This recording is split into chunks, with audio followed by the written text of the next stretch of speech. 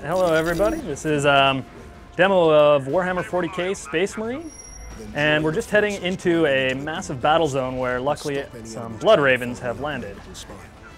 So the Blood Ravens are actually a chapter of Space Marines that were created by Relic in the Dawn of War games, so it's nice to have them showing up here. And what's happening at this point is that we are just heading up to an orbital spire to try to stop a chaos invasion, and we've finally run into some reinforcements from some Blood Ravens that are helping us push back the chaos forces so that we can get to a Thunderhawk pickup. You'll see at this point that the foes that we're fighting are pretty powerful. The Chaos Space Marines are essentially the equivalent of an actual Space Marine in power, so it's quite a tough battle. We have a fairly good loadout at this point to deal with them though. Right now it's using a plasma cannon that's basically shooting supercharged plasma shots that will blow up on contact. And what you can see happening right now is an execution move, which is how the health in Blood or in Space Marine works.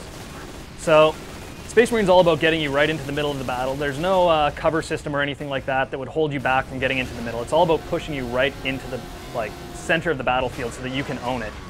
Space Marines wear very bright and garishly adorned armor to make them very noticeable. And in the game Space Marine, we really play off of that. So our melee system is very robust. We have a combo system in place with normal and heavy attacks. The heavy attacks will stun your opponents, and you can tie them into the combo anywhere throughout it, and those will stun them so that you can use a sync kill, which will help you regain health. We also have the Fury system, which allows you to sort of gather Fury up as you're doing both ranged and melee attacks, so melee will build it a lot faster.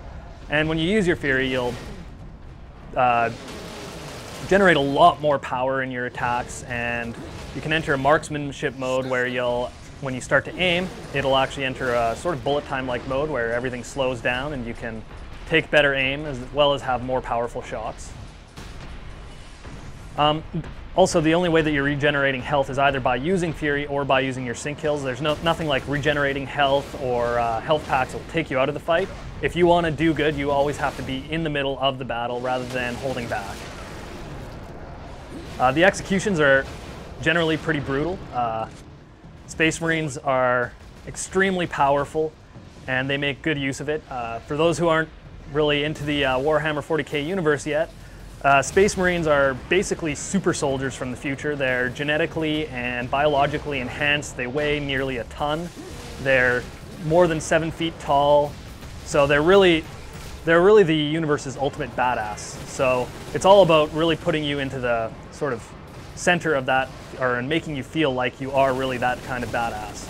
The weapon you can see right now is the Storm Bolter. In the words of our lead multiplayer designer, it essentially pisses out ammo. Like the normal bolter, they shoot miniature rocket-propelled slugs. So these aren't just your normal little machine gun. These are actually really extremely powerful weapons. And the Storm Bolter is doing that at double the firing rate, so it's extremely brutal on the battlefield. These here are Psychers. So they're chaos enemies that will actually have the ability to enter into the warp and bring back enemies. So they've summoned some portals, and in order to get the portals to stop pouring out foes at us, we have to take care of these guys first.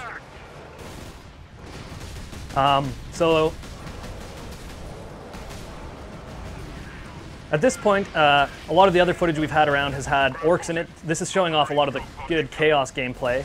The chaos forces enter into the story a bit later, and it becomes quite a task for Captain Titus to end up taking them out. And right now, up till this point, he's been almost alone here with just a couple of his squad mates that made it down and some IG, but now he's getting some reinforcements. You can see right behind us, a drop pod just fell, and it's had some Ultramarine reinforcement as well.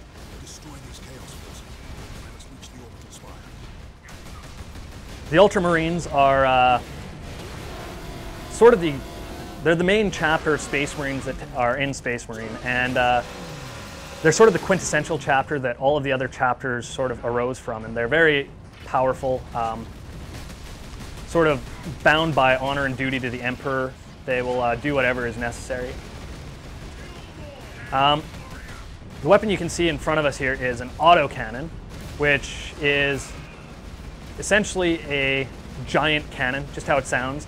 Normally they're actually attached on vehicles because they're far too heavy to take around a battlefield, but because we're a Space Marine, we can just rip it off and kind of take it with us and go and kick the crap out of some chaos with it. No normal human would be able to get close to doing that, but we're kind of special. This guy here is a Chaos Drone. You can see that there's quite a few different types of enemies in the game.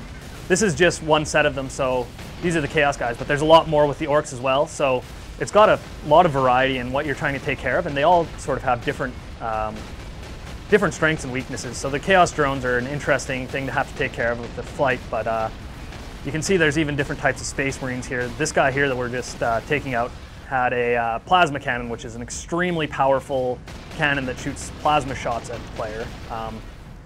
So with the help of the allies there, we managed to work our way through the bridge, and now we're coming up to a Thunderhawk transport that's going to take us to the spire in the distance, which is essentially the epicenter of the Chaos invasion right now. And Captain Titus is going to have to go there and take care of that invasion essentially himself in order to ward off this attack. So Space Marine is going to be coming out on September 6th on PC, Xbox 360, and PlayStation 3. And we'll hope you'll enjoy it.